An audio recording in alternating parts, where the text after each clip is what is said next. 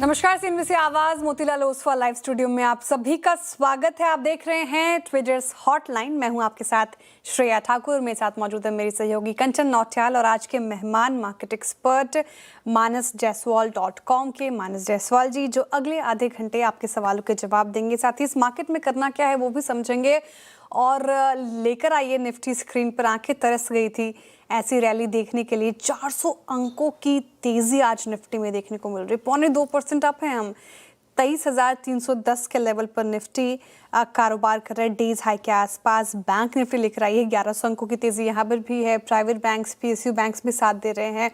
और जिस तरीके से ब्रॉडर मार्केट्स में स्ट्रेंथ है, जैसा कि हम कल चर्चा कर रहे थे, कल की रैली में ब्रॉडर मार्केट्स ने उतना पार्टिसिपेट नहीं किया था। मिड कैप और स्मॉल कैप से पार्टिसिपेशन नहीं थी, लार्ज कैप लार्जली कल चल रहे थे। लेकिन आज जिस तरीके से ब्रॉडर मार्केट्स ने भी पार्टिसिपेट किया है, ये एक अच्छी चीज़ नज़र आ रही है। फटाफट से ब्रेथ की स्थिति दिखा दीजिए स्क्रीन पर, और ब्रेथ आपको काफ़ी अच्छी नज़र आएगी। 2700 से ज़्यादा स्टॉक्स जहाँ पर अच्छी खासी तेज़ी, और मात्र अगर आप देखें तो 259 ऐसे स्टॉक्स हैं जहाँ पर थोड़ी बिकवाली देखने को मिल रही है। वो भी ज़्यादा बिकवाली है नहीं, बस आईटी पे थोड़ा दबाव। एक बार ब्रेंट रखिएगा स्क्रीन पर। और जैसा कि हम बात कर रहे थे, क्रूड में नरमी, ये एक बड़ी वजह है। सीज फायर का ऐलान हुआ है, वॉर की स्थिति अब थोड़ी थमती हुई नज़र आ रही है, तो ये एक अच्छी चीज़ है। तो जिस तरीके से क्रूड में नरमी आई है, अगर आप देखें तो 100 के नीचे आया है, ये एक बड़ा पॉजिटिव मार्केट के लिए। लेकिन कितनी टिकाऊ अब ये जो तेज़ी हम 2 दिन की देख रहे हैं वो कैसी होगी, क्योंकि कल हॉलीडे है मार्केट का, ये समझ लेते हैं। मानस जी से, मानस जी गुड मॉर्निंग, स्वागत है आपका एक बार फिर से ट्रेडर्स हॉटलाइन में। और देखिए 400 अंक ऊपर हैं आज हम निफ्टी पे। निफ्टी, बैंक निफ्टी दोनों को कैसे अप्रोच किया जाए, आपकी राय? गुड मॉर्निंग श्रेया जी, गुड मॉर्निंग कंचन जी। तो देखिए, निफ्टी में रिकवरी है और इंटरडे चार्ट पे हाई टॉप्स हायर बॉटम से कंफर्मेशन है, तो उसको देख के लग रहा है कि उम्मीद कर सकते हैं कि 10 डे मूविंग एवरेज के ऊपर अगर सस्टेन हुआ निफ्टी, जो कि 23,400 के आसपास है, तो अगर 23,400 के ऊपर निकल गया, वहां पर सस्टेन हुआ, तो फिर जो 19 तारीख का गैप था निफ्टी में, उसको फिल करने की कोशिश करेगा निफ्टी। और 20 डे मूविंग एवरेज जो कि 23,800 है, उसको टेस्ट करने की कोशिश करेगा। तो अगर आपके पास लॉन्ग पोजीशन है तो आप होल्ड करें। अगर मॉर्निंग से आपने कोई लॉन्ग पोजीशन नहीं ली है तो थोड़ा वेट करें। अगर 23,400 के ऊपर सस्टेन करे तो एक बहुत ही पास में स्टॉप लॉस 23,300 का लगा के खरीदारी करेंगे, 23,600 और 23,800 के टारगेट के लिए। लेकिन अगर आपने लॉन्ग पोजीशन मॉर्निंग में बना ली है तो उसमें बिल्कुल बने रहिए और स्टॉप लॉस को 23,100 के नीचे लगा के रखिए। ओके, तो ये थी राय निफ्टी और साथ ही साथ निफ्टी बैंक के ऊपर। चलिए आगे बढ़ा जाए। वो नंबर आपकी स्क्रीन के ऊपर लेके आते हैं जिसके थ्रू आप और हम कनेक्ट हो सकते हैं। आपकी पोर्टफोलियो से जुड़ी हुई कोई भी अगर क्वेरी हो तो आप इस व्हाट्सएप नंबर पे हमें भेज सकते हैं, जो कि आपकी स्क्रीन पे आ गया है। अपार्ट फ्रॉम दिस, हमारे सोशल मीडिया प्लेटफॉर्म पे भी आप सीएनबीसी आवाज श्रेया ठाकुर, कंचन नौटियाल को टैग कर सकते हैं और डायरेक्टली इंस्टाग्राम पे डीएम भी कर सकते हैं। चलिए आगे बढ़ा जाए और सबसे पहले दर्शक हमारे साथ दिल्ली से जितेंद्र जी जुड़े हैं। जितेंद्र जी गुड मॉर्निंग। गुड मॉर्निंग जी बताइए क्या सवाल? गुड मॉर्निंग मानस साहब को भी जी। Good morning. मेरे पास आईआरसीटीसी के 200 शेयर हैं, अलॉटमेंट के हैं, और ये 63 के रेट पे मेरे को मिले हैं। मैं लॉन्ग टर्म इन्वेस्टर हूँ और पिछले करीब 40 साल से मार्केट में हूँ। ओके, लॉन्ग टर्म पर्सपेक्टिव और वो पे आउट होता हुआ भी दिखाई दिया है। 63 की बाइंग है आईआरसीटीसी में, 550 के करीबन ये कारोबार करा, यानी कि पैसा अच्छा खासा यहाँ से बन चुका है। मानस जी क्या करा जाए? लॉन्ग टर्म इन्वेस्टर है जितेंद्र जी, जैसे कि उन्होंने बताया पिछले 40 साल से मार्केट में निवेश करते हुए आ रहे हैं। Good morning sir, first of all, and over to you. Good morning. तो देखिए, आईआरसीटीसी का किसी भी टाइम फ्रेम में अगर आप स्ट्रक्चर देखें चार्ट्स पे, तो डेली चार्ट, वीकली चार्ट और मंथली चार्ट, तीनों चार्ट्स वीक लगते हैं। कोई भी रीजन नहीं है कि स्टॉक को अपने पोर्टफोलियो में रखना चाहिए। आई थिंक बेहतर स्ट्रेटजी है कि क्योंकि एक क्रैक देखने को मिला है 650 से लेकर 510 तक, तो एक बाउंस बैक मिल सकता है। शायद बाउंस बैक पे आपको 560 580 की रेंज स्टॉक दिखा सकता है। लेकिन वो रेंज अगर आती है तो वहां पर आपको अपनी लॉन्ग पोजीशन से निकल जाना है, एक बार प्रॉफिट बुक करना है, क्योंकि आपने काफी लोअर लेवल पे खरीदारी की है। अब देखिए, उसके ऊपर 600 से लेकर 675, इस रेंज में मल्टीपल रेजिस्टेंस दिखते हैं। तो जब तक 660 675 के ऊपर ना निकले तब तक आपको एग्रेसिव होकर खरीदारी नहीं करनी है। तो अभी की परिस्थिति को देखते हुए उछाल पे अपनी लॉन्ग पोजीशन से निकलने की कोशिश करनी है। ओके, सेल ऑन राइज की स्ट्रैटेजी आईआरसीटीसी में अपनानी है। 616 665 का इंपॉर्टेंट लेवल जब तक वो ब्रीच ना करता है तब तक अभी फिलहाल कन्विक्शन नहीं बन पाएगा। सेल ऑन राइज की स्ट्रैटेजी आपको जितेंद्र जी आईआरसीटीसी में अपनानी है। हालांकि रेलवे पैक को लेकर जो बड़ी खबर आई आज के सत्र में कि आरवीएनएल साथ ही इरकॉन का मर्जर होगा और सरकार इसकी तैयारी कर रही है। इनफैक्ट पीएसयूज अगर आप देखिए कंपनीज को मर्ज करने का ऐलान बजट में किया भी गया था और इसका मकसद है कि मजबूत इंफ्रास्ट्रक्चर तैयार करना और इंटरनेशनल बड़े बड़े प्रोजेक्ट्स जो हैं वो इजीली ले पाएँ। तो आरवीएनएल का स्टॉक रखिएगा एक बार स्क्रीन पर, साथ ही रखिए इरकॉन का स्टॉक स्क्रीन पर। तो यहाँ पर भी अच्छी तेजी आज के सेशन में देखने को मिल रही है। लेकिन बात एकदम सही है, जो 2 साल पहले हमने रिटर्न्स देखे थे रेलवे पैक से वो अब आते हुए फिलहाल नजर नहीं आ रहे। चलिए अब आगे बढ़ते हैं और नेक्स्ट कॉलर के साथ बातचीत की जाए। हमारे साथ जुड़ रहे हैं नरेश जी सूरत से। नरेश जी नमस्कार। नमस्कार मैम। जी सवाल सर आपका। हाँ मैडम, मेरे पास 200 शेयर हैं एल&टी फाइनेंस के, जो मैंने 270 के रेट पे खरीदे थे, और पीएनबी के भी 200 शेयर है 107 के रेट पे, और मेरा टाइम 107। ठीक है, ठीक है। और मेरा टाइम हॉरिजन इन दोनों शेयर्स के लिए तकरीबन 1 साल के करीब है। तो 1 साल में मैं इसमें यानी क्या रिटर्न, कितना, क्या रेट एक्सपेक्ट कर सकता हूँ? ठीक है। एल&टी फाइनेंस मामूली फिलहाल लॉस में है आप, और अगर आप देखें तो 1 महीने में हालांकि मार्केट भी काफ़ी ख़राब था तो 13% की करेक्शन दिखाई है, लेकिन 6 महीने में करीब 9% के रिटर्न्स दिए हैं। एल&टी फाइनेंस कैसा लगता है मानस जी चार्ट पर? 1 साल इनका नज़रिया है, होल्ड कर सकते हैं? क्योंकि पिछले साल तो अच्छे रिटर्न्स मिले थे, 70% से ज़्यादा का रिटर्न देखा था हमने। जी, तो देखिए करीब करीब 100 रुपए का करेक्शन हुआ था स्टॉक में। स्टॉक ने 200 मूविंग एवरेज के आसपास सपोर्ट लिया और अब रिकवरी में 10 मूविंग एवरेज को रिगेन कर लिया है। जब हम medium to long term chart देखते हैं तो जो पहले हमने रैली देखी थी उसका 38.20% करेक्ट हो चुका है। मेरे ख्याल से अगर आपके पास 6 मंथ से लेकर 1 साल तक का टाइम फ्रेम है तो पोजीशन को होल्ड करें, क्योंकि आई थिंक करेक्शन कंप्लीट हुआ है। यहाँ पर अगर आप चाहें तो एक स्टॉप लॉस लगा लें 240 रुपए के नीचे, पोजीशन को होल्ड करें। एक बार स्टॉक 280 रुपए के ऊपर निकलेगा तो वापस आपको 325 तक की रैली एल&टी फाइनेंस दिखा सकता है। ठीक है, 240 का स्टॉप लॉस लगाकर होल्ड करने की राय एल&टी फाइनेंस में, अच्छा स्ट्रेंथ नजर आ रहा है। अच्छा, दूसरा इनका सवाल पीएनबी है, पंजाब नेशनल बैंक, और इनकी जो खरीद है वो 107 की है, 109 पे कर रहा है कारोबार, मामूली प्रॉफिट में है। क्या किया जाए माइनस जी? यहाँ पर भी होल्ड कर सकते हैं? पिछले साल 16% का रिटर्न दिया था, वो 1 महीने में गवा दिया इसने, 70% से ज्यादा के नेगेटिव रिटर्न्स मिले हैं। तो क्या स्ट्रैटेजी होगी यहाँ पर? तो देखिए, मेरा मीडियम टू लॉन्ग टर्म का व्यू पीएसयू बैंकिंग पे काफी बुलिश है। मेरा समझना है कि जो करेक्शन देखने को मिला है उसमें आप पीएसयू बैंकिंग में खरीदारी कर सकते हैं। लेकिन मेरे ख्याल से बेहतर स्ट्रेटजी है कि पीएनबी से निकल के कैनरा बैंक या बैंक ऑफ बड़ौदा में एंटर करें। वो बेहतर स्ट्रेटजी है, क्योंकि जब लॉन्ग टर्म चार्ट देखते हैं तो बैंक ऑफ बड़ौदा और कैनरा बैंक ज्यादा बेहतर लगते हैं पीएनबी से। आई थिंक बेहतर स्ट्रेटजी रहेगी कि पीएनबी से निकल के कैनरा बैंक या बैंक ऑफ बड़ौदा में स्विच कर जाएं और करीब करीब 1 से 1.5 साल का टाइम फ्रेम रखें। ओके, पंजाब नेशनल बैंक से एग्जिट लेके आप बैंक ऑफ बड़ौदा और या तो फिर कैनरा बैंक के अंदर अपनी पोजीशन जो है बना के चल सकते हैं। 1 से 1.5 साल का जो टाइम फ्रेम है वो आपको लेके चलना है। चलिए आगे बढ़ा जाए। अगले दर्शक नागपुर से हमारे साथ जुड़े हैं मदन जी। Madan ji good morning. हाँ गुड मॉर्निंग जी बताइए क्या सवाल? सर मेरे पास में 1000 शेयर गेटवे डिस्ट्रिक्ट पार्क के है 75 पे। ओके, मैं लॉन्ग टर्म में ये करता हूँ believe. Okay, long term investor है। Gateway Yes, district yes. Park पिछले लंबी अवधि से हम देखें तो लगातार यहाँ पे एक जो डाउन ट्रेंड है वो बनता हुआ दिखाई दिया है। 100-102 के लेवल से हमने देखा था कि एक बड़ा क्रैकडाउन यहाँ पे आता हुआ दिखाई दिया। इनफैक्ट पिछले 1 साल से ये गिरा तो नहीं है, लेकिन एक साइडवेज मोमेंटम जो है वो पकड़ के बैठा है। तो ओवरऑल जो ट्रेजेक्ट्री है वो डाउन साइड की दिखाई दे रही है। मानस जी, आगे का नजरिया किस तरीके का दिखाई दे रहा है? बिकॉज ऑलमोस्ट इन्वेस्टर्स के जो पैसे हैं यहाँ पे आधे हो गए हैं। देखिए, कोई भी रीजन नहीं दिखता चार्ट्स पे कि स्टॉक को अपने पोर्टफोलियो में रखना चाहिए। बहुत क्लियर ट्रेंड दिख रहा है, लोअर टॉप लोअर बॉटम का ट्रेंड डेली, वीकली और मंथली चार्ट पे है। तो कभी भी कोई उछाल मिले 58 से 60 रुपीज की रेंज में तो वहां पर लॉन्ग पोजीशन से निकलने की कोशिश करनी है। खरीदारी कहाँ करें? तो खरीदारी करने के लिए इंतजार करना पड़ेगा। अगर स्टॉक 67 के ऊपर निकले तो ही खरीदारी करें, उससे पहले स्टॉक पे खरीदारी नहीं करनी चाहिए।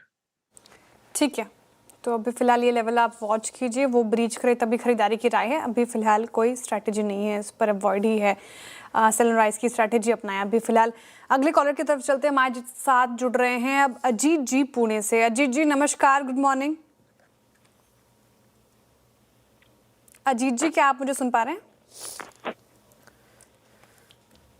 शायद उनसे बात नहीं हो पा रही।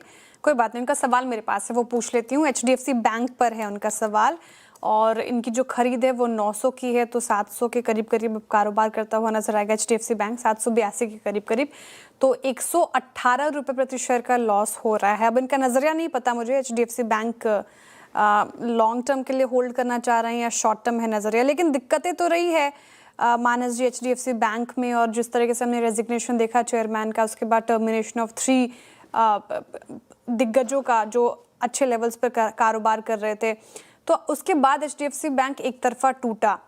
हालांकि आज अच्छी तेजी है, लेकिन कितनी टिकाऊ ये तेजी आपको चार्ट्स पे नजर आ रही है? देखिए, इसमें कोई डाउट नहीं है कि यहाँ पर HDFC बैंक के चार्ट्स वीक है, लेकिन ये सही जगह नहीं है अपनी लॉन्ग पोजीशन से निकलने की, क्योंकि अगर आप पिछले 4 मंथ देखें तो अच्छा खासा गिरावट देखने को मिली है, और 2022 से जितने लोज है उसको कनेक्ट करते हुए अगर आप एक ट्रेंड लाइन बनाएंगे तो उसके आसपास ही HDFC बैंक ने सपोर्ट लिया है। मेरा समझना है कि इतना वेट किया तो थोड़ा वेट और करें, एक स्टॉप लॉस लगा लें 735 रुपए के आसपास, 735 के स्टॉप लॉस से पोजीशन को होल्ड करें। बाउंड बैक देखने को मिले तो 840 860 इस रेंज में वापस स्टॉक को रिव्यू करेंगे। अगर इस रेंज में सेलिंग प्रेशर देखने को मिला तो आपको अपनी लॉन्ग पोजीशन से निकलना है, लेकिन अगर ये यहाँ पर ब्रेकआउट आया 860 के ऊपर निकल गया तो जो इनके बाइंग प्राइस है वो तो आपको बिल्कुल देखने को मिल सकते हैं। अभी के लिए केवल राय इतनी है कि 735 रुपए का स्टॉप लॉस लगा ले और पोजीशन को होल्ड करें।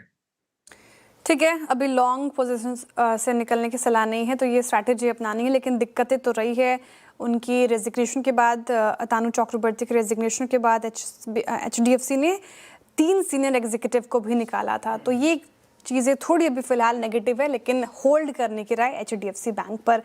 चलिए अब रुक रहे एक छोटे से आवाज प्रस्तुत करता है crypto corner powered by Binance. नमस्कार, स्वागत है आपका CNBC आवाज presents crypto corner powered by Binance. हमारे साथ जुड़ रहे हैं SB सेकर, जो कि हेड ऑफ एपेक हैं बाइनेंस के लिए। मिस्टर सेकर, हाय, थैंक यू सो मच हमारे साथ जुड़ने के लिए। सबसे पहले, जहां पर आज क्रिप्टो इंडस्ट्री स्टैंड करती है ग्लोबल मार्केट्स में, क्या नैरेटिव हमने शिफ्ट होता हुआ देखा है स्पेकुलेशन से इंफ्रास्ट्रक्चर और फाइनेंशियल रेल्स की तरफ? To answer your question, it's very well underway and it's structural, it's not cyclical in our view. Digital assets are no longer a fringe of financial services sitting on the outside. They're actually being woven in as part of it. So I'll give you some statistics to back that up quickly. In 2025, total crypto market capitalization surpassed 4 trillion. And this was for the first time. So this is an all-time high. US spot Bitcoin ETFs attracted over 21 billion in net inflows during that same period. And about just over 1 million BTC now sits on corporate balance sheets. Stablecoins in particular have been a bellwether, or like a main leading indicator for this trend, and they've crossed 300 billion in supply and are processing transaction volumes that rival Visa, Mastercard at the moment.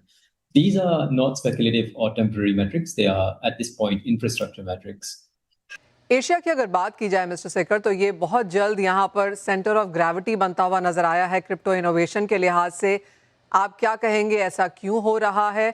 और अगर regulatory jurisdiction की बात की जाए APAC industry में या APAC countries में, उसे आप कैसे देखते हैं? Yeah, it's a great question. I think it's actually coming together of a number of things, right, that need to make this actual formula for success.